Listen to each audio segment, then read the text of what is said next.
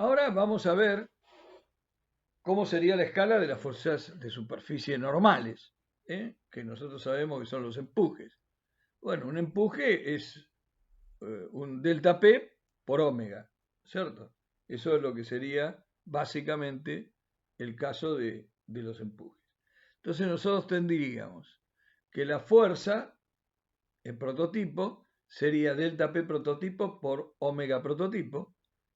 Y bueno, omega sería longitud cuadrado, de modo que podremos reemplazarla por longitud cuadrada. De manera que la escala de fuerzas entre prototipo y modelo debidas a la presión, es decir, a los empujes, sería delta P prototipo sobre delta P modelo, longitud prototipo sobre longitud modelo al cuadrado. En definitiva, la escala de fuerzas sería igual a la escala de delta P por la escala de longitudes al cuadrado. Y nosotros tendríamos que igualar esa expresión con la ley de Bertrand, porque tiene que haber, dijimos, una única escala de fuerzas.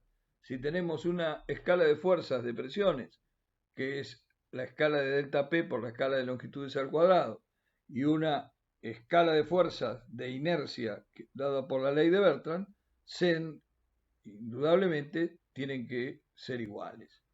Y de ahí surge la igualdad, escala de ρ por escala de longitud cuadrado por escala de velocidades al cuadrado, igual a escala de delta P por escala de longitudes al cuadrado, que lleva a que la escala de velocidades al cuadrado sea igual a la escala de delta P por la escala de ρ.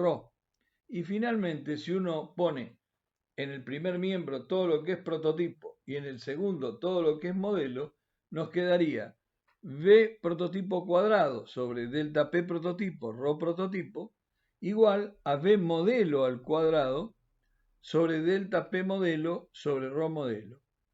Y si nosotros a la raíz cuadrada de eso le llamamos el número de Euler, V sobre la raíz de delta P sobre ρ será el número de Euler y tendrá que ser igual, como hemos visto, en el prototipo y en el modelo. Es decir, que para que se cumplan las condiciones de que las fuerzas debidas al empuje, a las fuerzas debidas a la presión, estén en escala, el número de Euler del prototipo tiene que ser igual al número de Euler del modelo.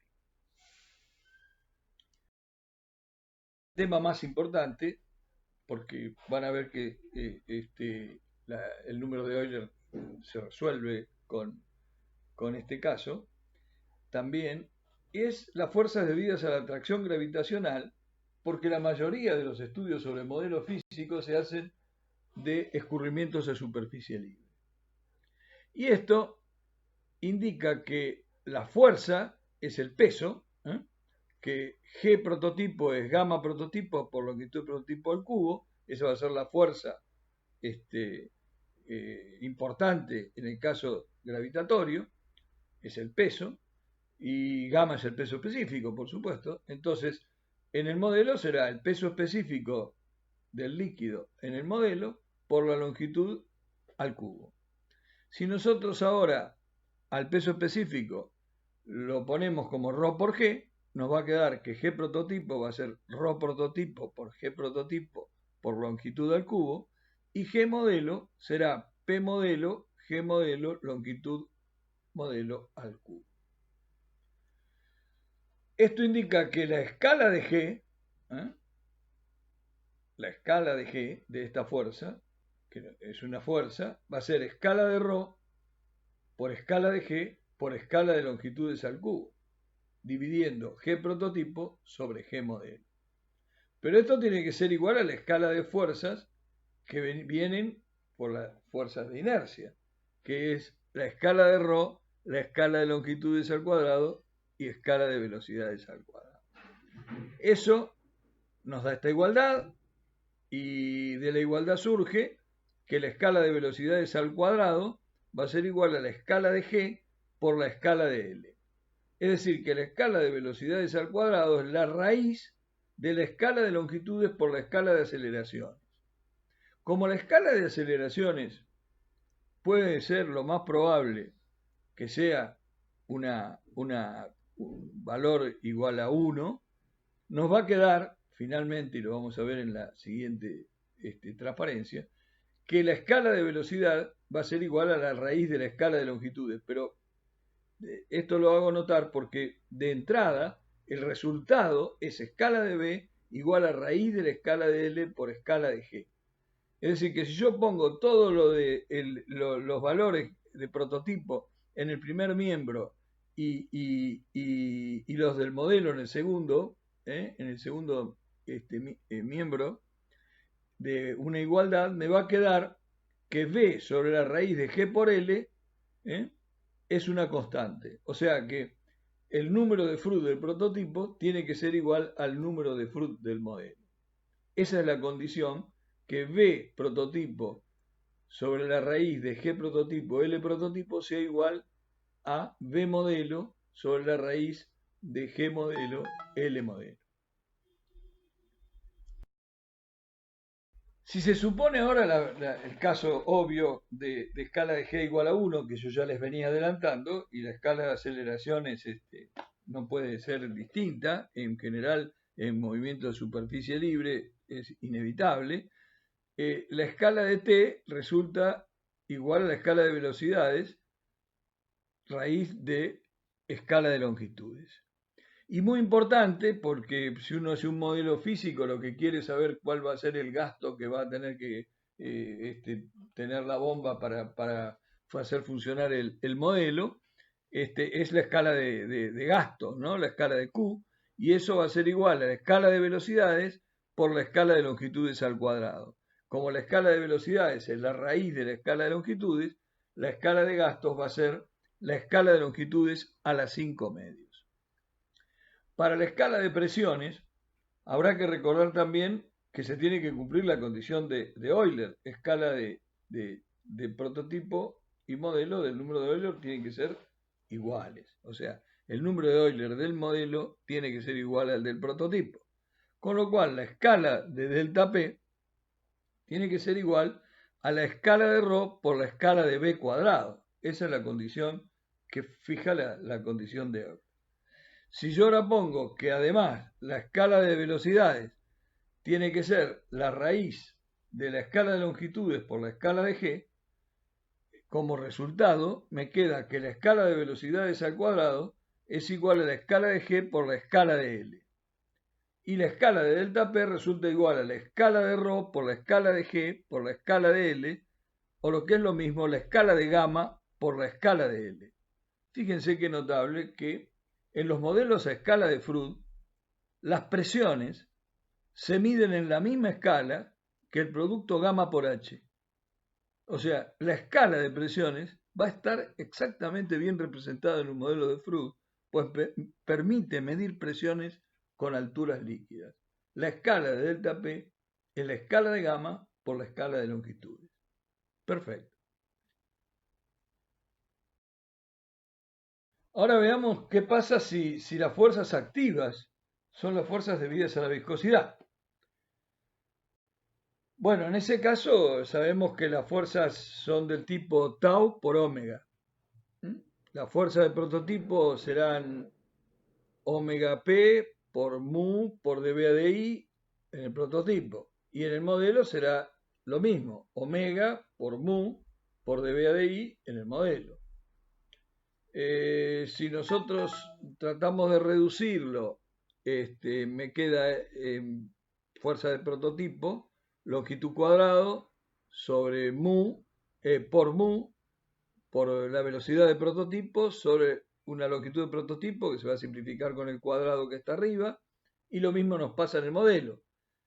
Dividiendo la fuerza de prototipo sobre la fuerza del modelo, me va a quedar una escala de fuerzas igual a la escala de longitudes por la escala de mu y por la escala de velocidades. Eso lo tengo que igualar con la ley de Bertrand, que nosotros ya sabemos que la escala de ρ es escala de L cuadrado, escala de B cuadrado, porque siempre suponemos que va a haber fuerzas pasivas, y de esa igualdad surge finalmente que para que se cumpla la condición de semejanza con fuerzas debidas a la viscosidad, es indispensable que prototipo y modelo tengan el mismo número de Reynolds. Es decir, que la escala de velocidades por la escala de longitudes sea igual a la escala de viscosidades cinemáticas. Eso es sumamente dificultoso de lograr en la práctica y bueno, vamos a ver qué dificultades tenemos en el caso de que además haya que trabajar con otra ley o sea, cuando el predominio de la fuerza fuera compartido.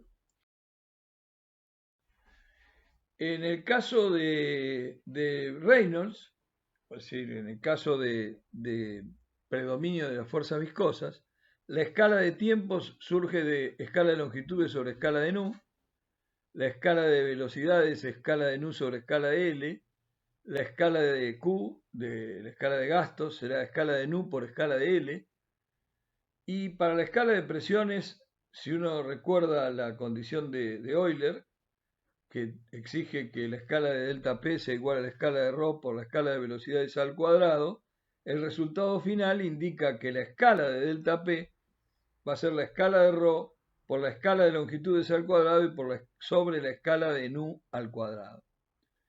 Esto nos indica que en un modelo construido según la regla de Reynolds, no se pueden deducir las presiones a partir de alturas de columna líquida. Eso sí era posible en un modelo construido según las reglas de Froude. Veamos ahora las fuerzas capilares, o sea, las fuerzas debidas a la energía superficial. Esas eran conocidas como sigma por L.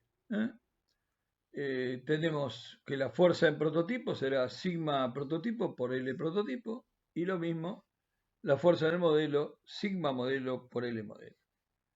Si dividimos F prototipo sobre F modelo, la escala de fuerza será la escala de longitudes por la escala de sigma, el coeficiente de energía superficial. Y si igualamos con la ley de Bertrand, que sigue siendo escala de F igual a escala de ρ por escala de L cuadrado por escala de velocidades al cuadrado, nos va a quedar esa igualdad que encontramos, escala de B cuadrado por escala de L igual a escala de sigma sobre escala de ρ.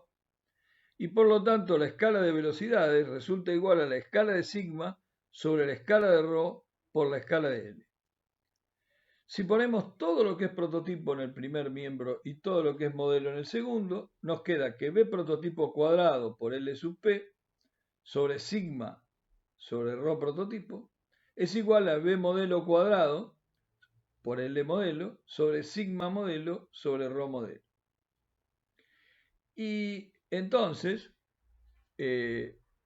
lo que es constante, el número que resulta adimensional constante, sería B cuadrado por L sobre sigma sobre ρ, y eso es lo que se llama el número de Weber, y el número de Weber del prototipo tiene que ser igual al número de Weber en el modelo para que se cumpla la semejanza con fuerzas activas debidas a la energía superficial.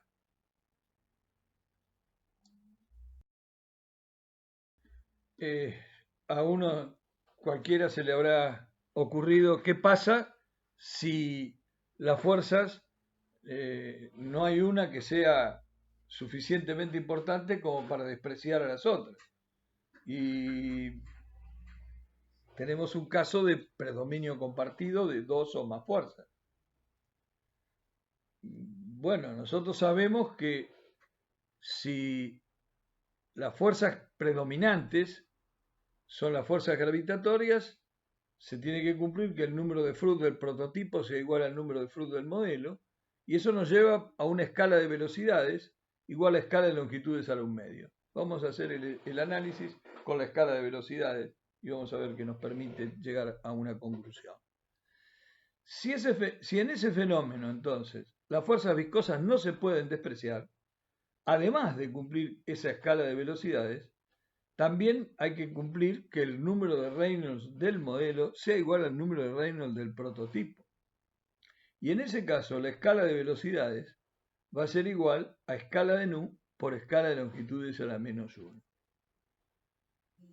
Bueno, obviamente ustedes se darán cuenta que para un dado modelo tiene que haber una única escala de velocidades.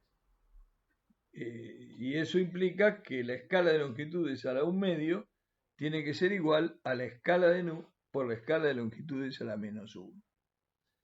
De esta manera, la escala de longitudes a la 3/2 tiene que ser igual a la escala de nu. Para poder tener un modelo, entonces, que haga posible satisfacer simultáneamente las condiciones de Freud y de Reynolds, es decir, que tenga en escala las fuerzas gravitatorias y las fuerzas viscosas, habrá que utilizar un líquido tal, piensen, que permita reducir las dimensiones lineales de esa manera. O sea, no podemos hacer un modelo con el mismo líquido en prototipo, porque la escala de nu sería 1 si es agua prototipo y agua modelo, con lo cual la escala de longitudes valdría 1, y cuando la escala de longitudes es 1, eso es lo que dice, bueno señor, haga el prototipo, es decir, no existe el modelo.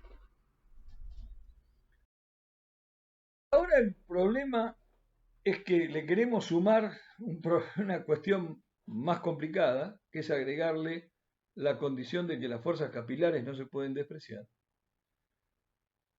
Habrá que cumplir que el número de Weber del prototipo sea igual al número de Weber del modelo.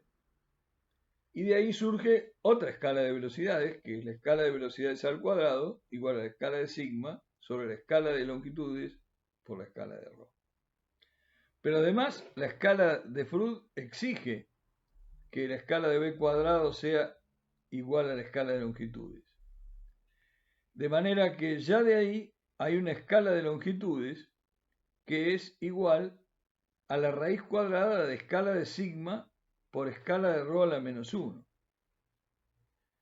Y si además agregamos que la escala de velocidades, de nu, perdón, es igual a la escala de longitudes a la 3/2, que es lo que exige el procedimiento este de compartir fuerzas gravitatorias y viscosas, nos queda que la escala de nu es igual a la escala de sigma sobre la escala de Rho a la 3/4. Y es una condición prácticamente imposible porque ni siquiera me permite tener escala de longitud.